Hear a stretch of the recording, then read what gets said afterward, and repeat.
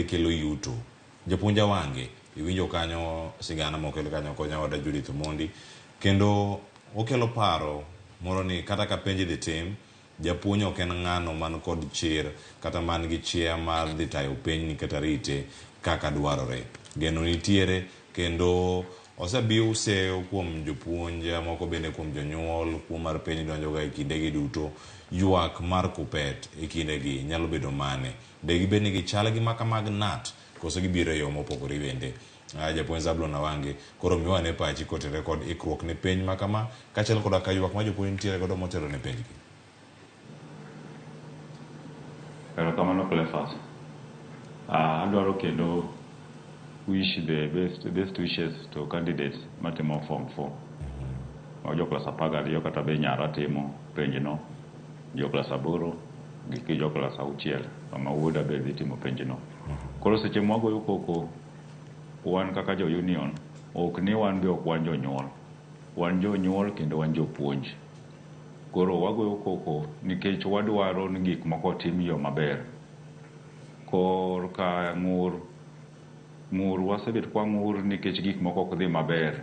Koro ywak mar jo Kenya National Union of Teachers gi jo Kenya Union of Post Primary KUPPET en achiel nikech jopuonj gi en achiel to the same teachers go be ma nono penj ma secondary kendo nyoma primary. Higa ne gibiro gi a bit of changes to mano be wadhi wuoye bang'e. But wang'eyo ni jopuonj osebet ka ywak higa chande ni wagoyo mna koko ka jopuonj osenono penj to jopuonj be oserito penj ose supervise and vigilate to ose examine nono oseduogo results olandi ayanga nyithindo mek jo klas 8 osedonjo form 1 gido dhi e third term. Nyithindo manotimo form 4 jo klas 12 go ng'eny gi osedhi e mbalariany gisetieko semester mokwongo moko ni e semester mar 2. Ng'ama nono penj no gi ng'ama noneno penj no pok ochul. Koro wan kaka jo KUPPET no wacho jopuonjwa ni ok dhi nono penj this year kok ochul pesa. Emomiyo koro neno ka migosi Machogu ma en jatend migawo mar somo no achua jopuonj ni higa ni things will be different, gik moko biro lokre, ibiro chulwa on time. Kaka jatelo Hezbollah nowacho mano ok en mshahara, en stipend. Ten stipend moro ma is paid ichule below average. En pesa moro mathin kabisa. Ok en pesa moro minyalo geno. To ok ni jopuonj kende ma ywak, wabiro wuoyo kuom jopuonj. Wachakre gi jok miluongo ni center managers. Center manager gi gin principal gi head teachers. Nying to migi maduong' ni gin manager mar penj. To kiyudo gimichulo gi thin. To kama koso nendre e center ma gintie no to gin ema gichulo seche moko gi tijgi. Kata kisumo ka ndalo moko principals 2 nobedo interdicted, moro nobedo kata dismissed. Koro kwa timo appeal bod walk e tich nikech makosa moro noneno. Koro magi jok ma risk tijegi because of penj. To gimimiyo gi betin. Mar 2 nitie pesa moro miluongo ni capitation cha. Sirikal ong'iewo ga nitie pesa ma nyaka ore school at 50% atamare 50 first term, second term 25 gi third term 25. Seche mwadhi timo penj this week ni next week tiyudo ka pesa manyo or ni en pesa males. Head teachers gi principal oseywagre ni ne gi expect 22,000 to pesa manyo or en 11,000. Koro chenro mar rito penj dwaro gik mang'eny onyiew e skul. Giywagre ni pesa ni kako otin ni gidhi yudo kure pesa moko mondo giik chenro maber mondo penj otim maber. Emomiyo wadwaro ni sirikal ka KCSE pok ochako gi or pesa moro manye gidongo no. Hakuna haja mondo gidonga gi pesa yet ging'eyo ni pesa gi onego bed ni donje skul, onego bed ni gibedo limited school.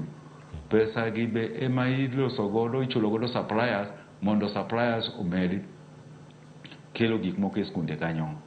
Koro wawacho ni sirikal otim part ne matero pesa miluongo ni free day secondary gi free primary school capitation oduok gi school in time mondo penj otim maber.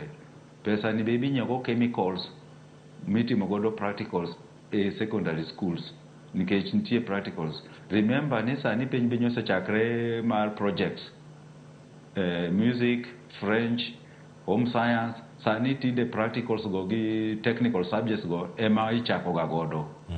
Gin subjects madwaro pesa mondo nyiewo gik moko mitimo godo. Ka pesa tin, principal madhi bedo head center managers bedo gi shida matek.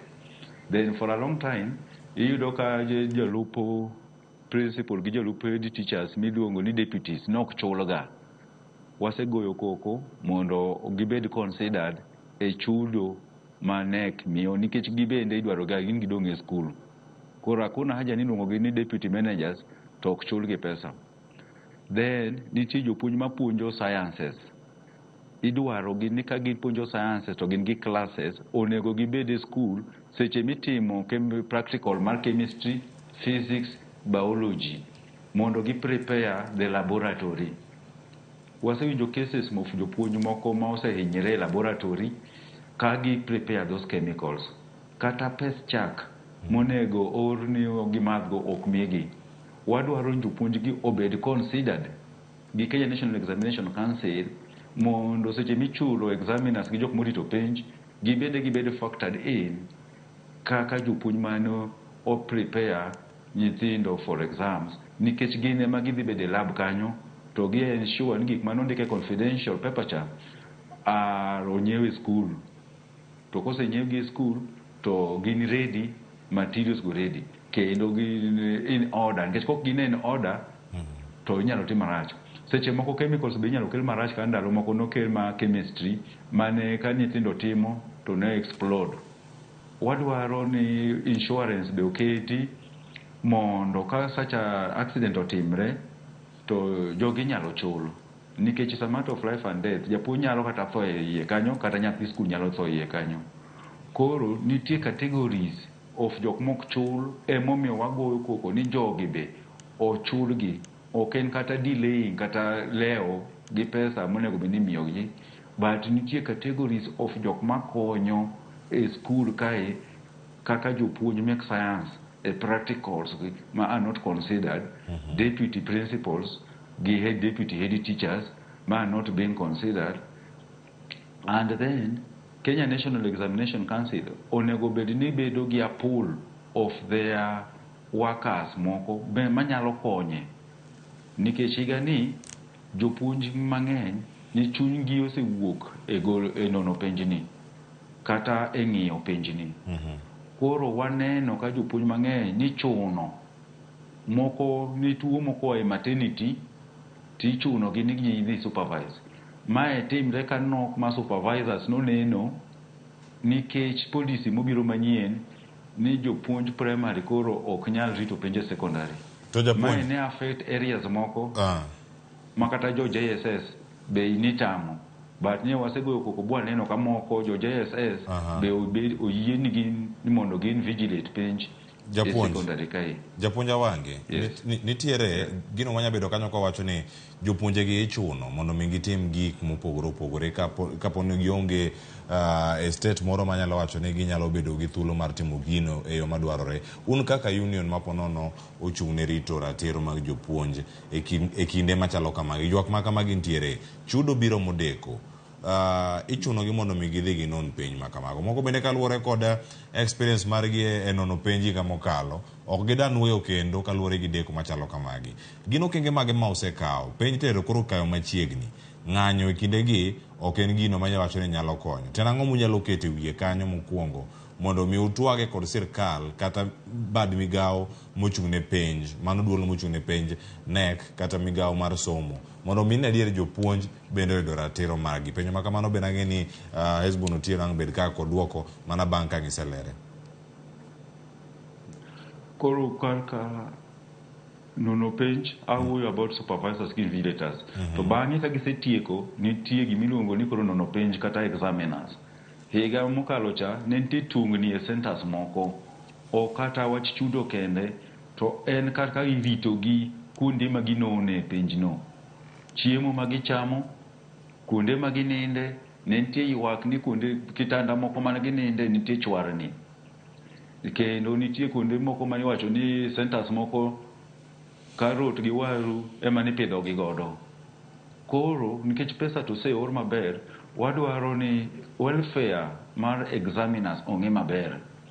Chudo mar examiners no leo, to ken kata no leo kende otin.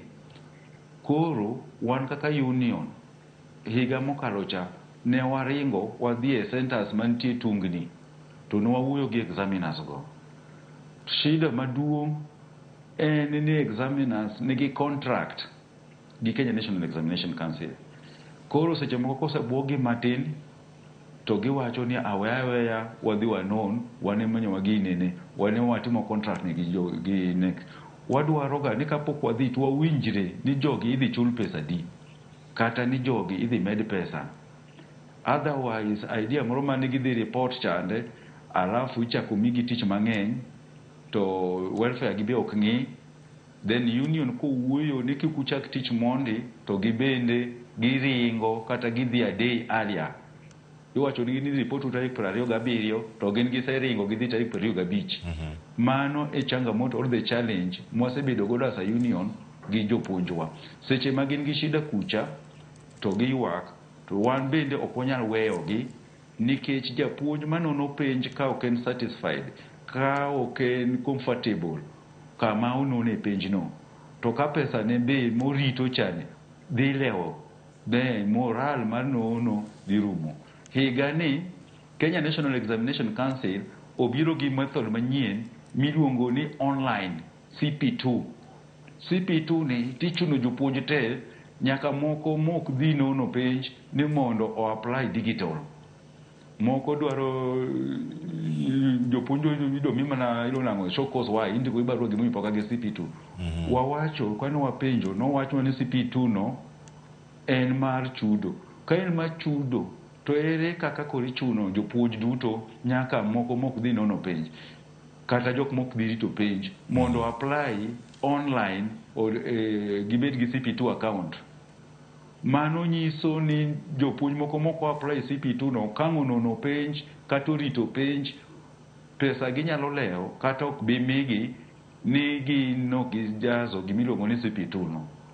Ka poka gibiro gi policy moro, onego gi involve the union mondo wane wawach ni waler ni jopuonjwa ni gini en kamae time uru kamae. It is more effective ka National Examination Council tiyo gi union.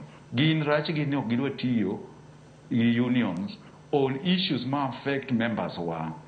One ok wabiringo from our members concerning chudo kata rito ginono penjgo. Erokamano ahinya japuonj Zablon Awange.